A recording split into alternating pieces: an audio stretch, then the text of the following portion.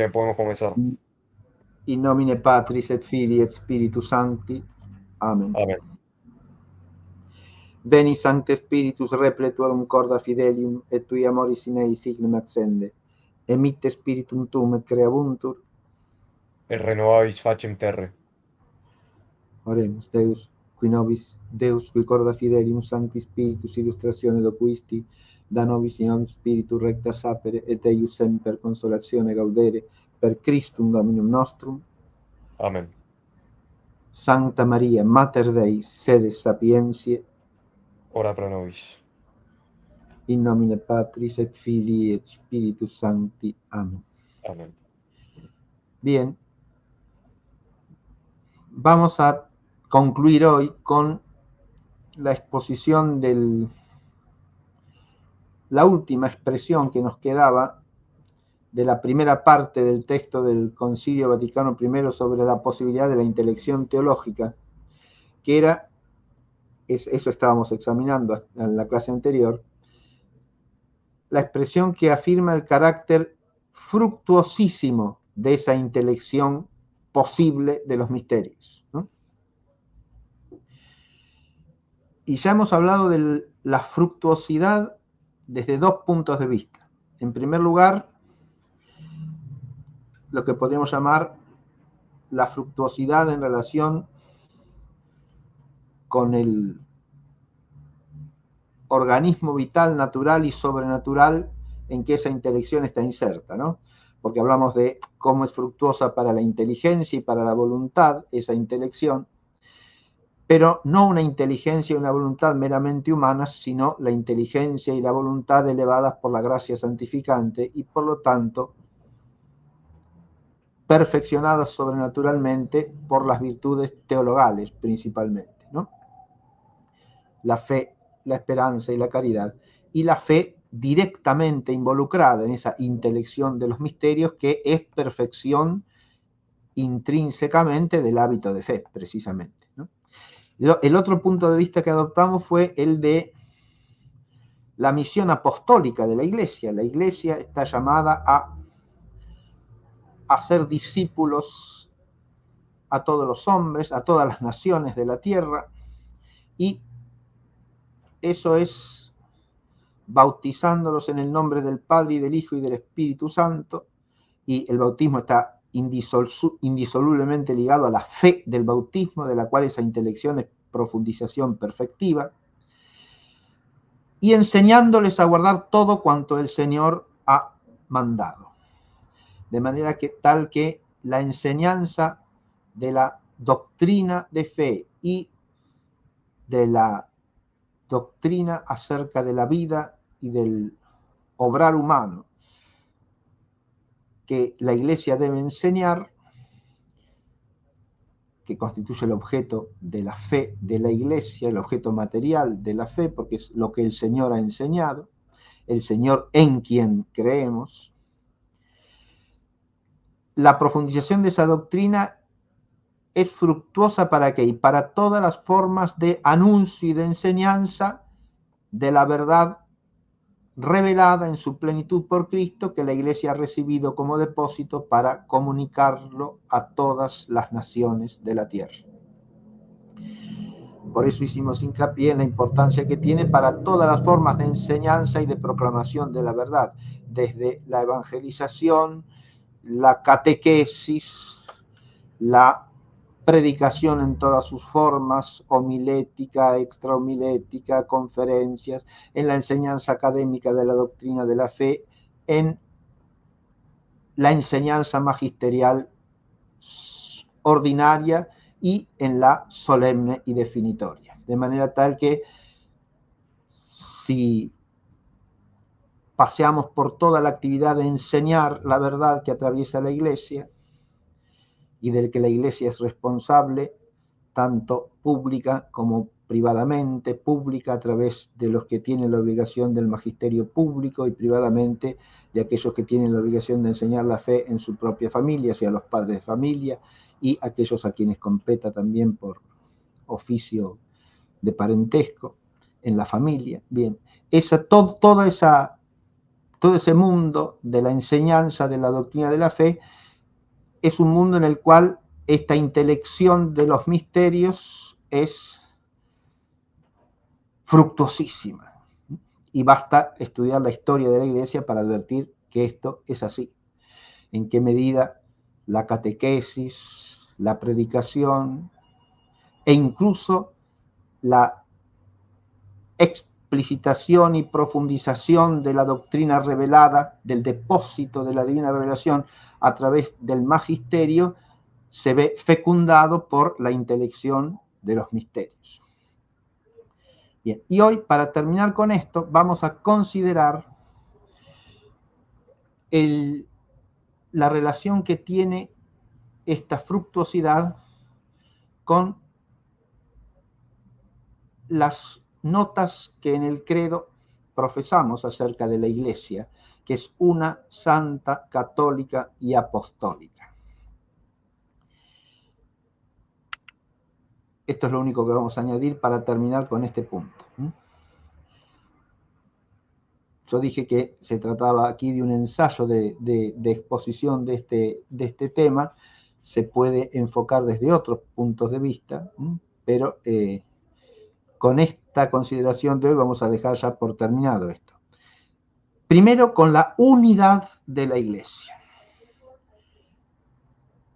Advirtamos que aquí, para empezar, ¿qué tiene que ver la profundización teológica del misterio con la unidad de la Iglesia?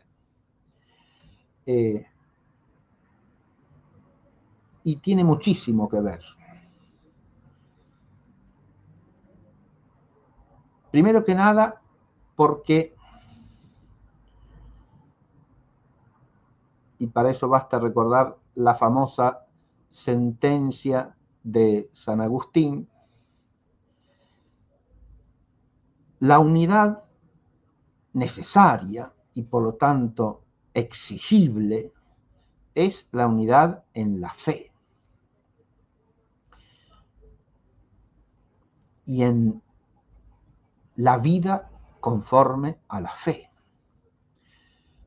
que es la comunión vital en la fe viva. La intelección de los misterios a este respecto tiene un papel importantísimo que jugar, porque es esa profundización intelectual de los misterios, es la ciencia teológica, la teología como ciencia, la que nos permite en su rigor y en su sistematicidad discernir lo que es de fe de lo que no es de fe. Discernir lo que es de fe y por lo tanto necesario para la unidad, de aquello que no lo es. Pero aquello que no lo es, esa misma profundización a lo largo de los siglos nos ha enseñado que puede estar en distintas condiciones, porque puede ser algo próximo a la fe, puede ser algo teológicamente cierto o puede ser una mera opinión teológica. Y aún dentro de las opiniones hay cierta gradación, porque en lo opinable cabe grados de perfección, precisamente por la mayor o menor fundamentación objetiva que tenga una opinión y por lo tanto la mayor o menor fuerza con que haya que sostenerla o defenderla frente a las opiniones alternativas. Pero el terreno de lo opinable permanece opinable, ¿sí? Esta disciplina que ha desarrollado precisamente la profundización en la intelección de los misterios a lo largo de los siglos es fundamental para que la unidad de la Iglesia se dé de manera sana, porque esa unidad, primero que nada, no existe si no se profesa la integridad de la fe de la Iglesia. Y segundo, no exige ni reclama unanimidad en las cosas que son opinables. Esto, que puede parecer muy elemental, es sin embargo la clave de muchos problemas en la historia de la Iglesia y en la actualidad también, ¿no? El discernimiento adecuado de aquello que es imprescindible en la unidad y unicidad de la Iglesia. Ahora ya voy a hablar de la unicidad. Aquello que es imprescindible y aquello que, precisamente por ser opinable y en la medida en que lo es, de ninguna manera atenta contra la unidad de la Iglesia. Un hábito, por lo tanto, que se adquiere en esa profundización intelectual de los misterios, en ese ahondamiento intelectual del conocimiento de los misterios, que es la teología como ciencia. Un hábito que se adquiere es el de la virtuosa opinión, es decir, una templanza intelectual que nos permite respetar las opiniones discrepantes en lo que es opinable y al mismo tiempo tener una lúcida conciencia de la exigencia inexorable de aquello que por ser de fe es fundamento y principio de la unidad de la Iglesia. La unidad de la Iglesia es inseparable de esa unicidad óntica que la Iglesia posee por ser la única Iglesia de Cristo, el único cuerpo del que Cristo es cabeza, la única esposa de la que Él es el esposo, el único pueblo regido por Él. Esta unicidad deriva de la unicidad del único Dios vivo y verdadero y del único mediador entre Dios y los hombres, Jesucristo.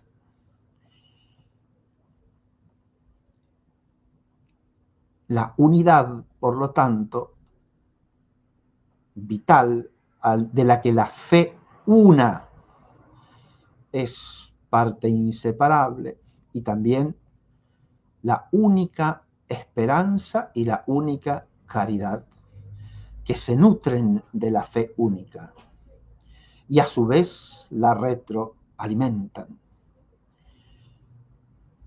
en cuanto viven, y la fe vive por ellas, por la esperanza y por la caridad.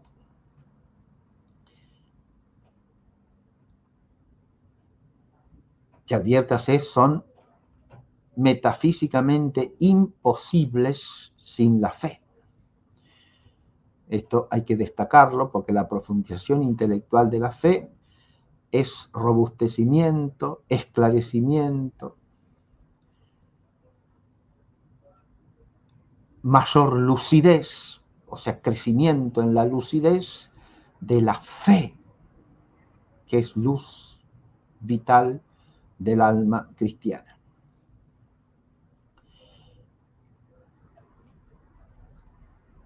La unicidad, insisto, tiene una dimensión más profunda que la de la unidad, porque esa unicidad en la que arraiga la unidad nos remite al principio único, que es el único Dios, principio único de la verdad, porque Él es la verdad subsistente, de la que toda verdad es participación, de manera tal que la unidad es también la íntegra coherencia y la íntegra completud de las verdades de la fe mantenidas por la Iglesia, y ese mantenerse en la totalidad única y una de la verdad revelada plenamente por Cristo es algo para lo cual la profundización intelectual de los misterios es sumamente fructuoso. Así que adviértase que para que la unidad vital se desarrolle, exista sanamente y por lo tanto pueda manifestarse exteriormente, tenemos una línea clarísima de fructuosidad de esa cierta intelección de los misterios. La Iglesia es una, pero también es santa. Si nos detenemos en la santidad de la Iglesia, ahí tenemos otro elemento fundamental, otra nota fundamental respecto de la cual la intelección de los misterios es el progreso, el perfeccionamiento en la intelección de los misterios es fructuosísimo. ¿A qué nos referimos con esto? Recordemos que santidad, antes de ser una nota de orden moral, es una nota de orden ontológico, porque según el sentido primario del término en su semántica bíblica, la santidad remite al ser separado de todo lo mundano y de todo lo creado. Según el modo de hablar bíblico, Dios es el santo sin más, porque es el que absolutamente trasciende todas las cosas creadas.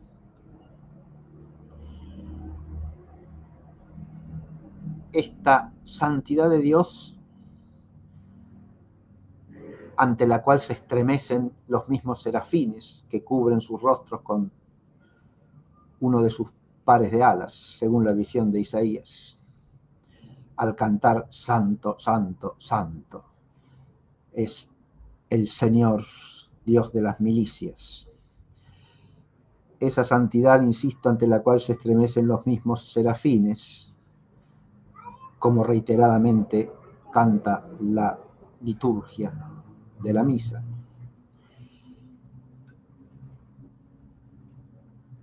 Es la trascendencia radical y soberana y absoluta de Dios sobre toda criatura. Esa santidad se participa por Dios al pueblo que Él se crea, que Él se da como herencia a su pueblo,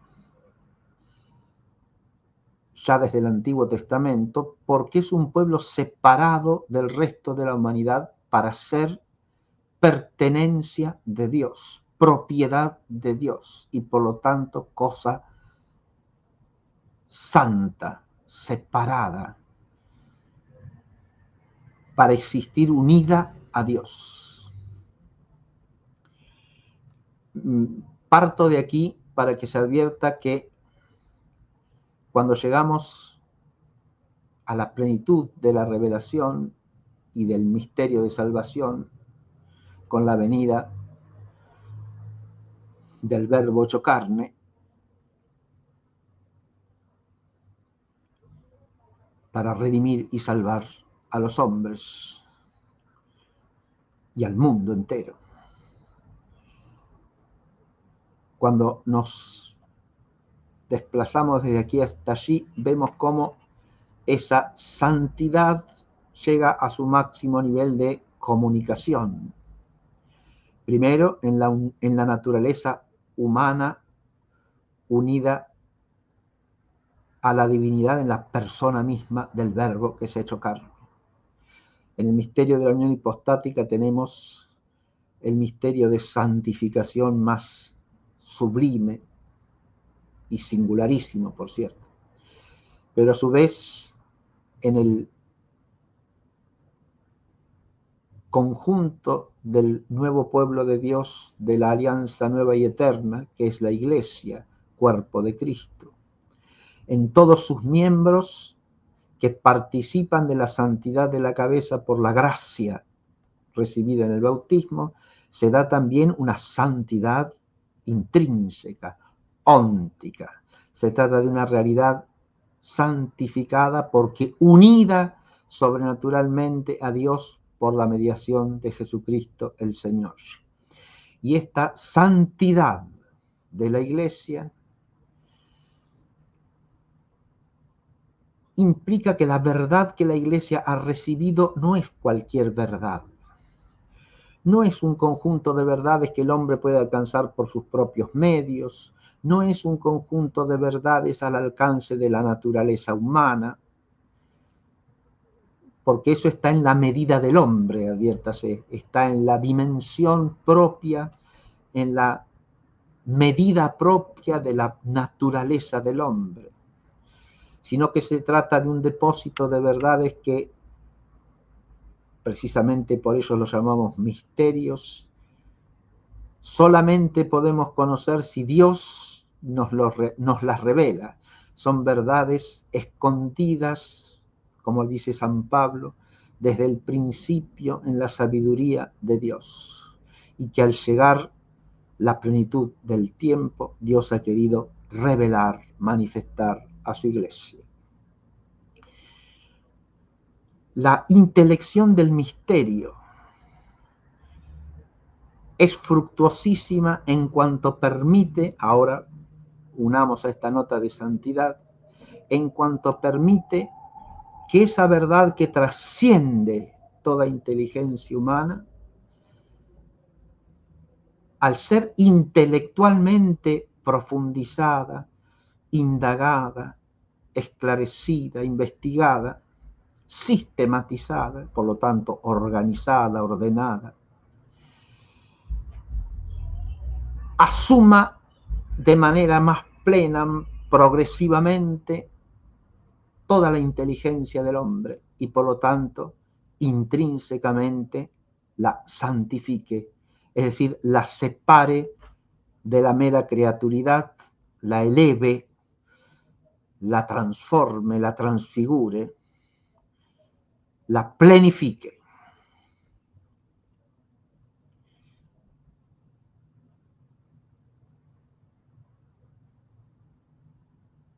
La teología no es una mezcla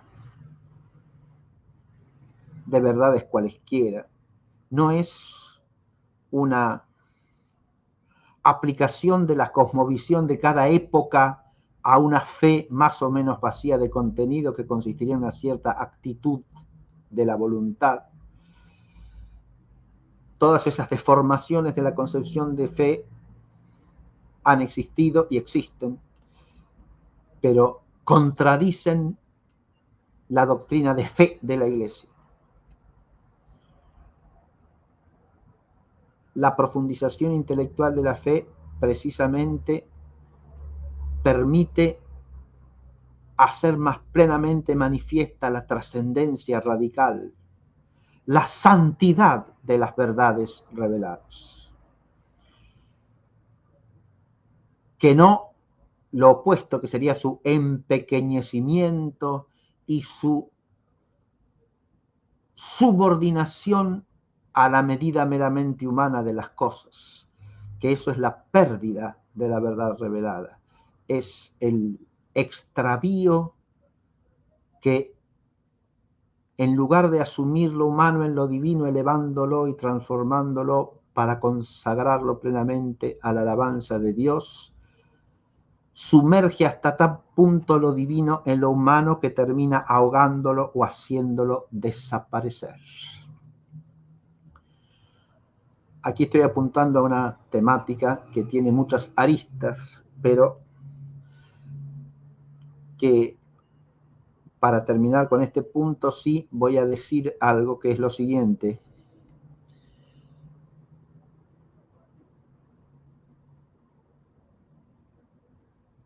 Tiene que ver fundamentalmente con una comprensión cabal del misterio de la encarnación. Porque en la relación entre las verdades reveladas y las verdades que el hombre puede alcanzar por su humana inteligencia, las de orden natural, digamos, que son asequibles a la medida del hombre, se puede caer en diversos errores que se pueden pensar desde los dos grandes extravíos cristológicos del siglo V, es decir, el nestorianismo y el monofisismo.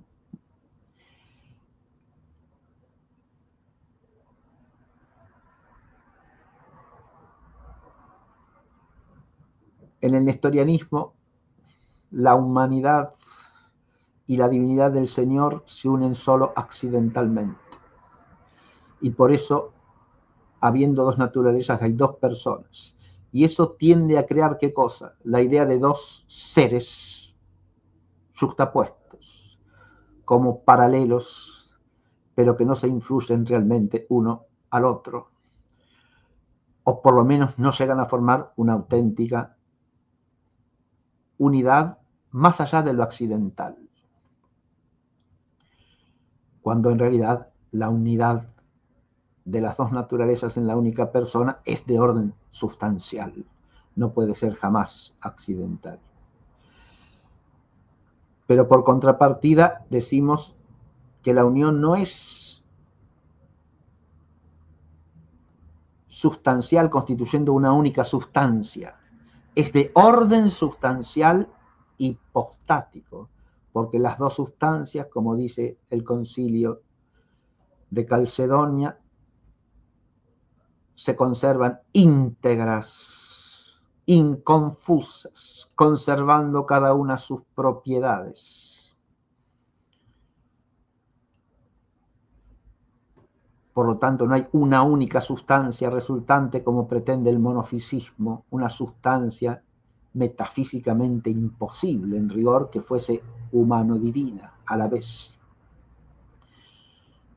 Son dos sustancias, dos naturalezas, dos esencias completas, íntegras, cada una en sus propiedades, como dice el concilio,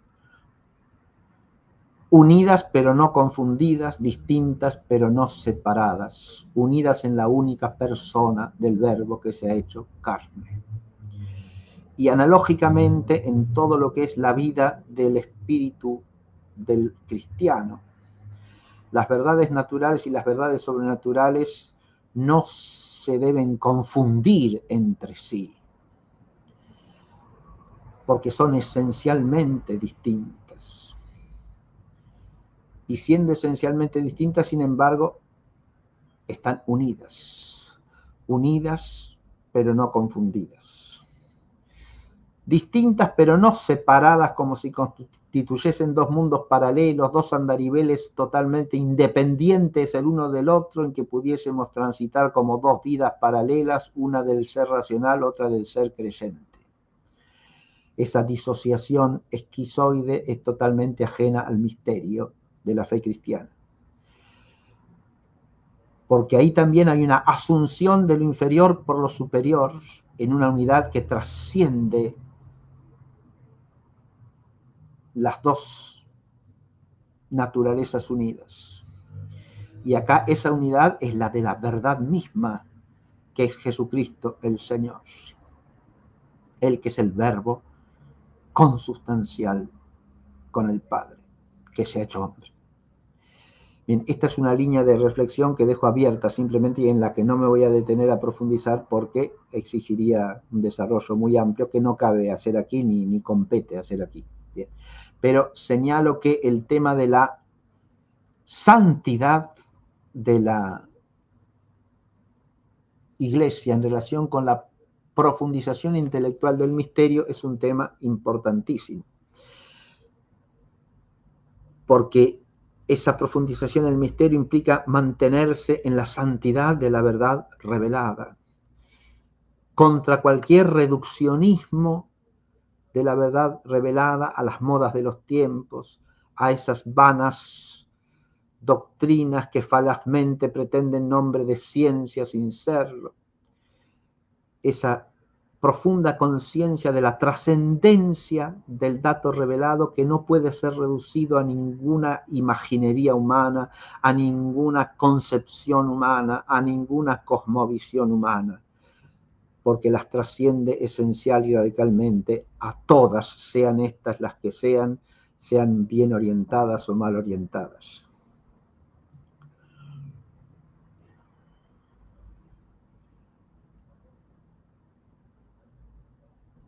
Por supuesto que cabe añadir aquí otra reflexión en la línea de la santidad de la Iglesia.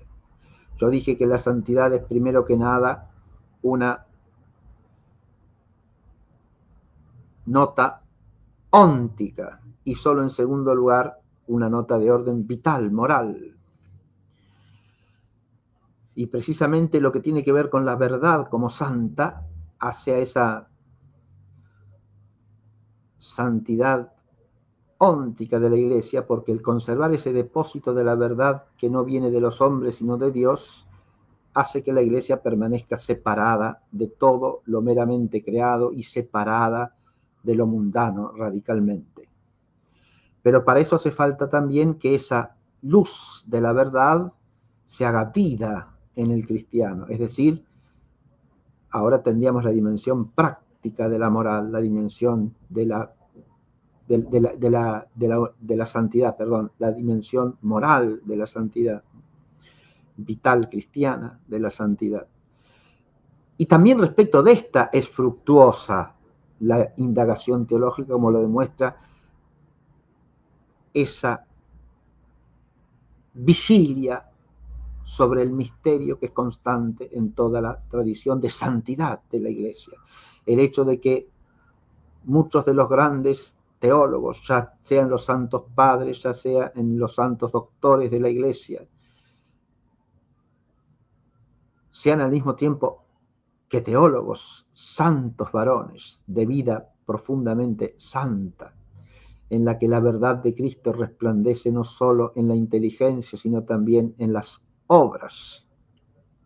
Eso nos muestra la profunda fecundidad, no solo para cada persona, sino también para la vida entera de la Iglesia, porque el santo es fecundo para la Iglesia toda con solo vivir santamente, en virtud del misterio de la comunión de los santos, que no tenemos que olvidar aquí, ¿no?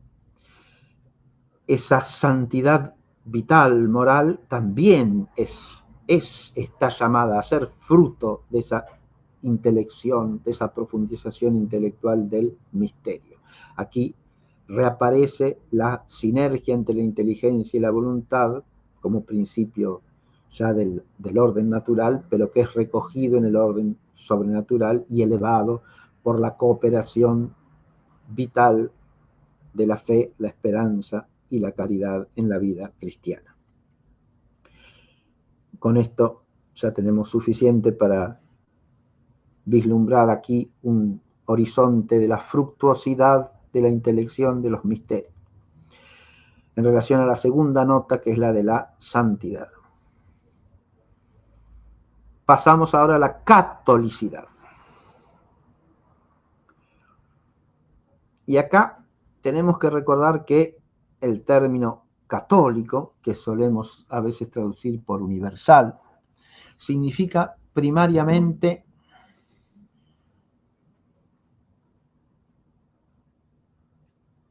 algo así como que lo abarca todo, que lo atraviesa todo,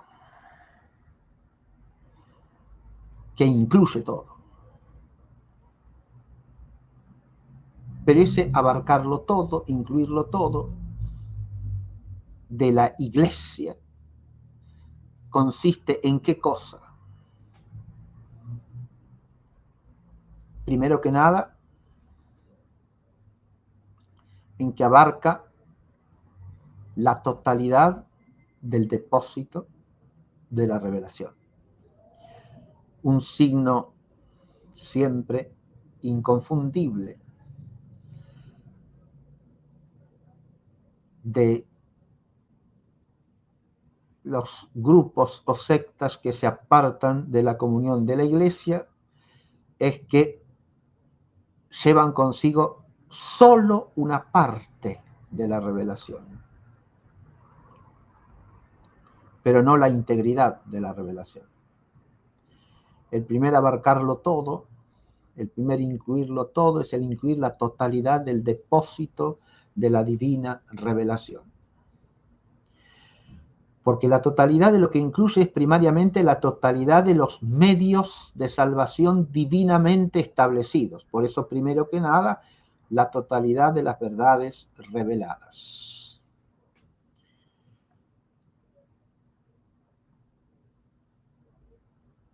Segundo, la totalidad de los sacramentos instituidos por el Señor, de los medios sacramentales de la obra salvífica.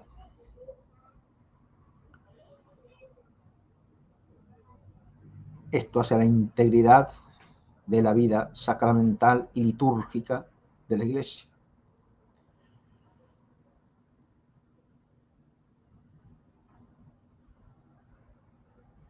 En tercer lugar, está llamada a abarcar a la totalidad de las naciones de la tierra, según el dicho de la misión apostólica y según el destino de la obra salvífica obrada por Cristo. A la totalidad de las naciones de la tierra. ¿Qué quiere decir abarcar a la totalidad de las naciones? Que todas están llamadas a convertirse a la única verdad y a la única vida verdadera por los medios establecidos por el único Dios y por el único mediador entre Dios y los hombres, en orden a la salvación de las naciones. Es la unidad universal de la conversión a Cristo y del reconocimiento del reino de Cristo como fin y meta de los hombres, personal y socialmente. Y por último, la integridad, la totalidad, el ser catholique de la Iglesia, el ser católica, catholon, a través de todo. La cuarta dimensión de esa catolicidad esencialmente consiste en que abarca la totalidad de los aspectos de la vida del hombre. ¿Qué quiere decir esto? Que el ser cristianos, el ser bautizados, implica que el todo del vivir humano, en todas sus dimensiones, pública y privada, individual y social, en lo que es familiar, institucional, político, económico, cultural, en la vida intelectual, en la vida moral, en todas las relaciones con las personas, sean estas miembros de la Iglesia o no lo sean. En todo eso, cada una de las acciones del cristiano está llamada a ser algo perteneciente a la Iglesia, que es católica, porque lo abarca todo. Es decir, aquí se trata de la fidelidad a la pertenencia al misterio, la fidelidad a la identidad bautismal que el cristiano debe mantener a lo largo de todas sus actividades, en todas las tareas de la vida temporal, en todas las actividades mientras dura el tiempo de este mundo. Podríamos en cada uno de estos aspectos detenernos para mostrar la fructuosidad de la profundización intelectual de los misterios, pero sería muy largo. Simplemente voy a señalar que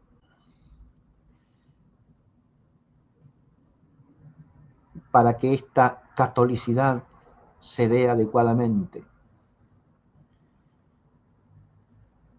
es necesario, primero que nada, que la fe recibida en su totalidad, en su integralidad, y acá ya es clara la importancia de la profundización intelectual del misterio, que esa fe recibida en su totalidad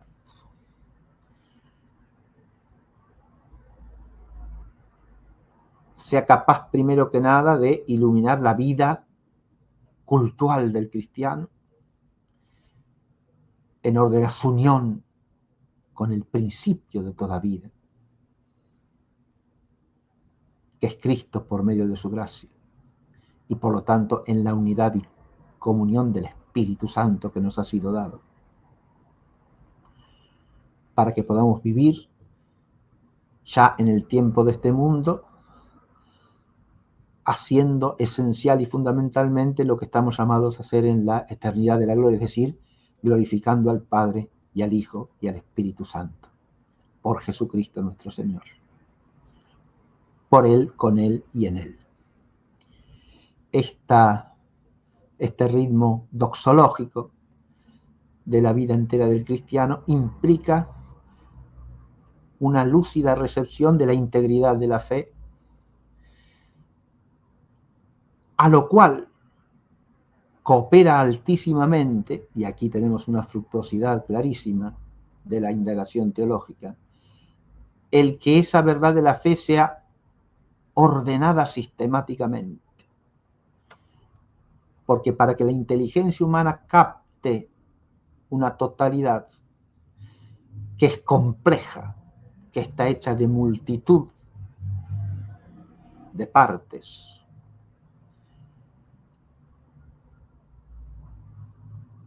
es imprescindible que esté ordenada. Y cuanto mejor ordenada esté, más clara y lúcidamente receptible será y más iluminante será de la totalidad de la inteligencia y consecuentemente de la totalidad de la vida.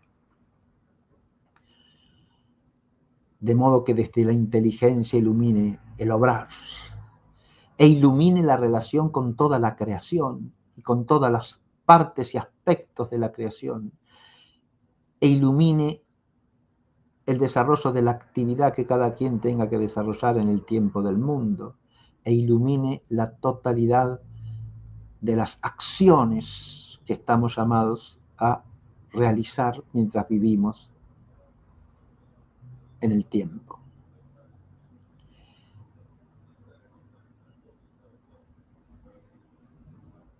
Es un aspecto importantísimo aquí, no solo el recibir la integridad de la fe, sino el adquirir el hábito de mirar la totalidad de la realidad desde la fe. Y eso es imposible sin el hábito teológico. Ver la totalidad de la realidad desde la fe. Y después, para obrar adecuadamente en relación con esa realidad, hay que tener una captación integral y equilibrada de las verdades de la fe. ¿Qué quiero decir con integral y equilibrada? Quiero decir una captación armoniosa de la totalidad de las verdades de la fe, en la cual se destaque cuáles son las que hacen de principio y fundamento, cuáles derivan de ellas. Y además, en cada aspecto de la verdad revelada, que claro, forma una unidad total en sí misma, pero que a los ojos de nuestra inteligencia humana, que es discursiva, no tenemos más remedio que incorporar por partes y relacionando unas partes con otras. Y ese es el esfuerzo del hábito de profundización intelectual de la verdad revelada, que ese conjunto de partes adquieran una unidad, y una unidad que nos lleve a los principios fundantes y al único principio, en definitiva, que es la verdad subsistente, que es Dios mismo. El ver las cosas desde el punto de vista de Dios y aplicar ese punto de vista a las realidades todas del mundo, eso es lo que exige la fe y lo que el desarrollo de una cierta intelección de los misterios actualiza, profundiza, vivifica, iluminando. Aquí también tenemos una enorme fructuosidad de la indagación intelectual del misterio.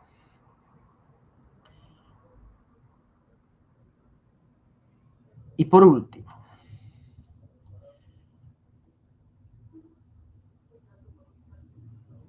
además de la catolicidad, tenemos la apostolicidad. Cuando decimos que la Iglesia es apostólica, estamos hablando de una nota que nos remite a la noción de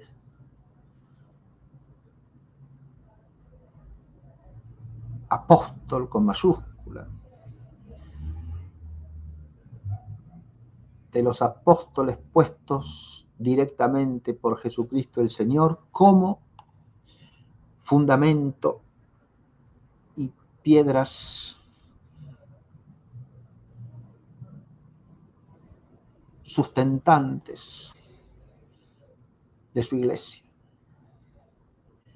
Los apóstoles, en este sentido estricto, ligan a toda la tradición de la iglesia con la persona misma de Jesucristo el Señor. De esta noción de apóstol con mayúscula derivan, recordemos, tanto la noción de tradición apostólica como la noción de sucesión apostólica, ambas inseparables de la iglesia de Dios.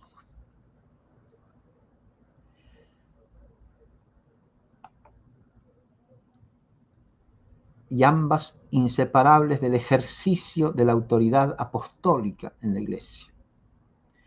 Y como esta autoridad está llamada en primerísimo lugar a la misión de conservar el depósito de la fe, resulta claro que entre la apostolicidad de la iglesia, es decir, la conservación de ese vínculo vital real de la iglesia de cualquier tiempo hasta que el Señor vuelva, desde su primera hasta su segunda venida, de cualquier tiempo con la persona de Jesucristo, es menester que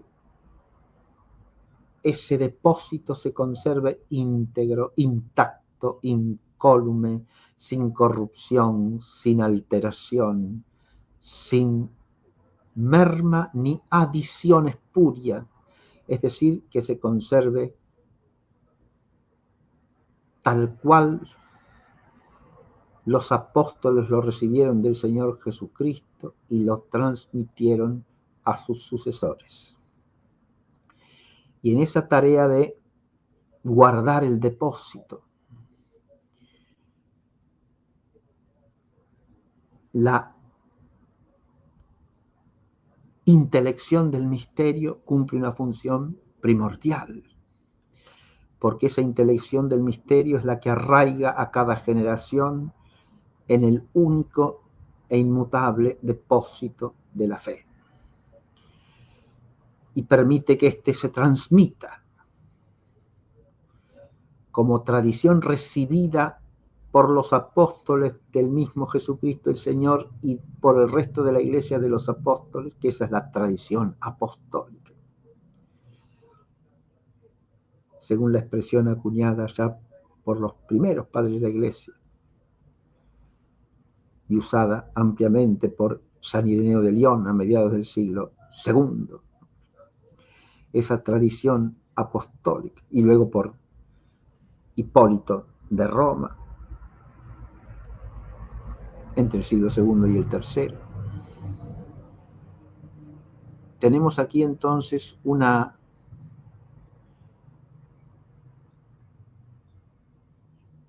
tarea, esa de ahondar intelectualmente el misterio, que es la que permite lo que podríamos llamar la perenne juventud de la iglesia en esa conservación del depósito que la hace viva, que la ilumina y le permite iluminar a todos los hombres sobre la faz de la tierra. Sin esa vigilia inteligente que trata de captar en cierta medida el misterio que ha sido revelado en una actitud de fe profunda y fervorosa y de amorosa entrega al don de la verdad recibido en la fe. Sin esa vigilia, digo, la custodia del depósito no sería realmente posible.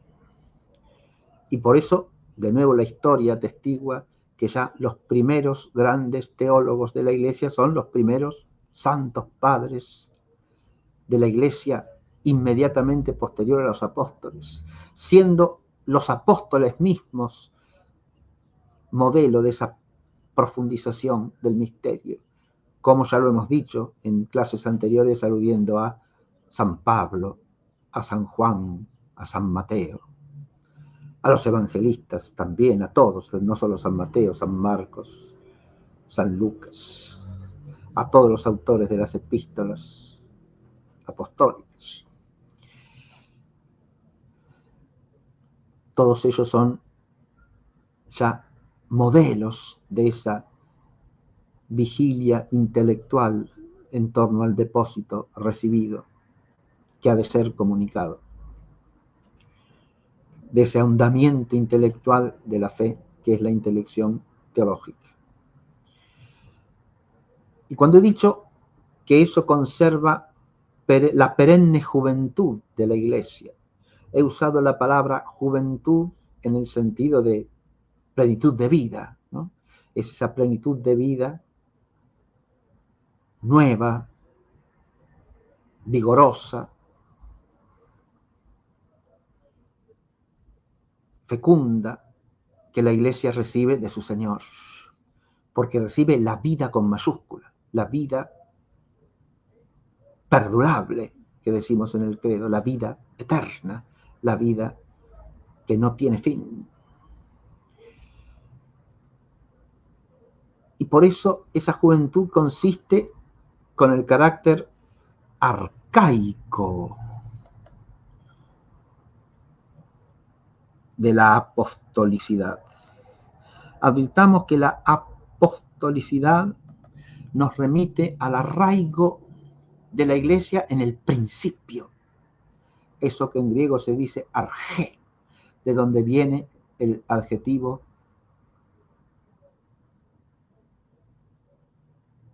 archaios en griego, antiguo decimos en latín, antiquus. Esas palabras en el oído cristiano primitivo y en el oído cristiano sano de todos los tiempos, antiguo, arcaico, están muy lejos de ser palabras despectivas, son exactamente lo opuesto. Cuando San Agustín tiene que confrontar los errores pelagianos,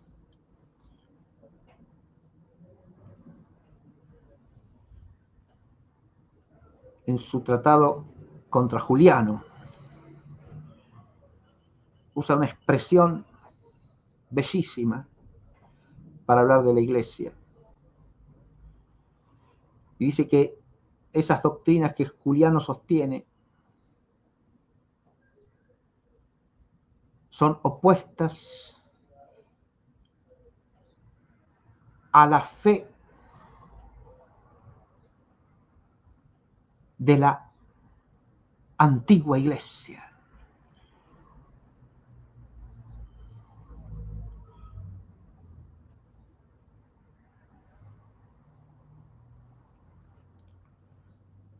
O a la antigua fe de la Iglesia.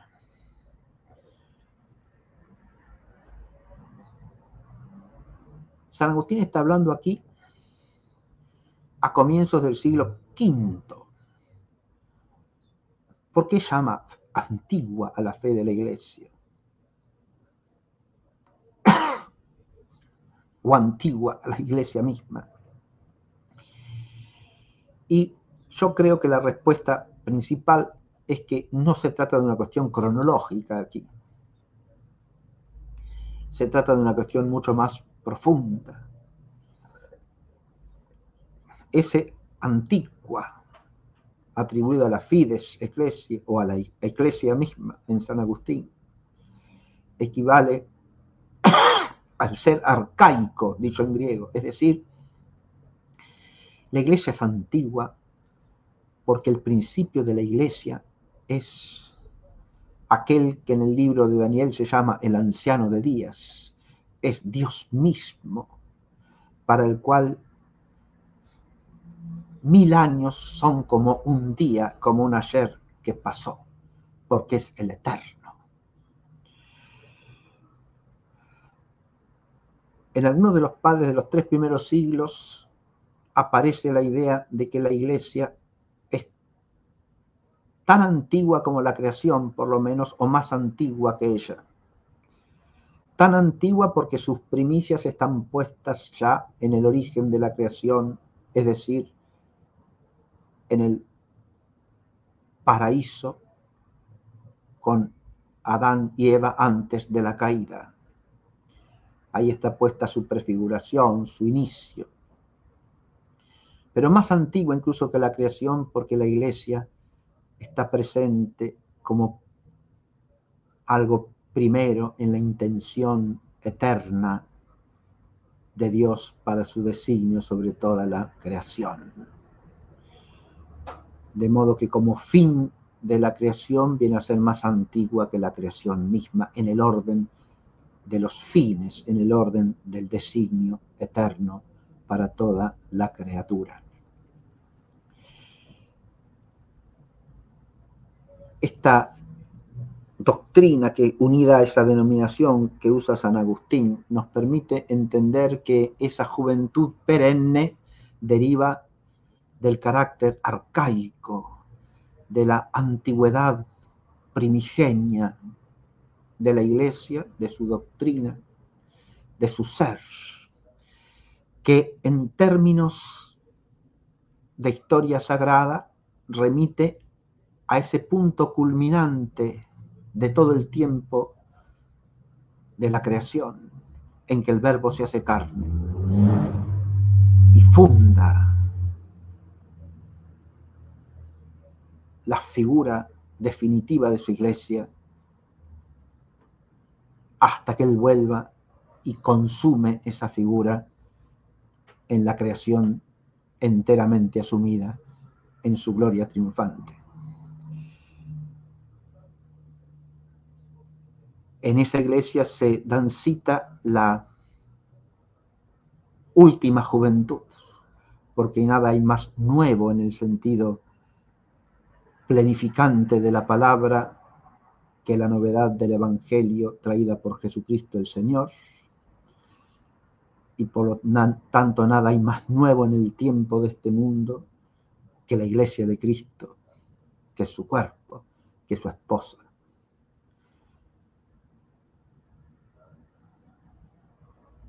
Pero para que esta novedad se mantenga tiene que estar unida a su principio vital, que al mismo tiempo que la hace perennemente joven, la hace arcaica, primigenia, unida al que es eterno y por lo tanto dotada de una vida imperecedera.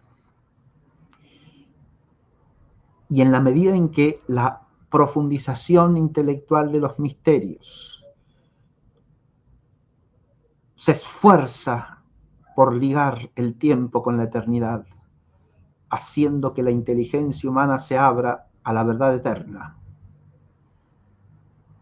a la plenitud de esa verdad mistérica que da sentido a todas las demás verdades y a toda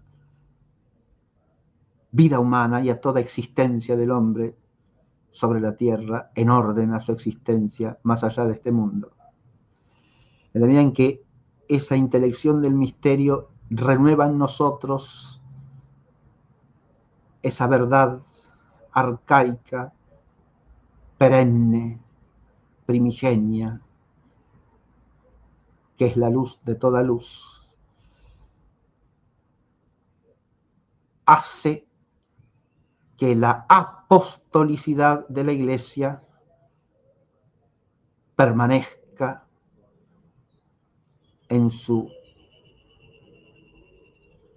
venerable y radical antigüedad y se renueve en su juventud cada día. Bien, con esto ya podemos dar por concluida la exposición. Si quiere hacer alguna pregunta, Ezequiel. Excelente, profesor. Muchas gracias. No, la única pregunta es cuál sería el modo de proceder en la próxima clase, Bueno, porque el la tema próxima clase continuaría. vamos a presentar y comentar, pero mucho más brevemente, la segunda parte de este número de la Constitución Dei Filius, que hace alusión a cómo esa intelección no anula el carácter de misterio del misterio, sino que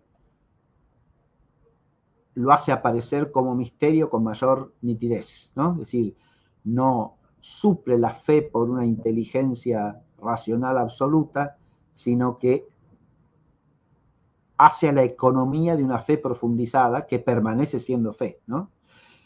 Porque el misterio siempre trasciende de la inteligencia humana. Esto lo vamos a leer y comentar en una sola clase. Excelente. Que es Muchas la gracias, próxima. profesor. No, Hacemos una oración. In ¿cómo nomine no? Patris et Filii et Spiritus Sancti. Amén. Amén. Deo gratias, gloria Patri et Filio et Spiritui Sancto. Sicut erat in principio et nunc et semper et in saecula saeculorum. Amen. Santa María, ora pro nobis. Ora pro nobis, in In nomine nomine Patris. Patris et Filii et Spiritus Sancti. Amén. Si te gusta el contenido, podés donar lo que vos quieras en Patreon, en PayPal o en Mercado Pago. Están todos los links, toda la información en el comentario de este video. Yes,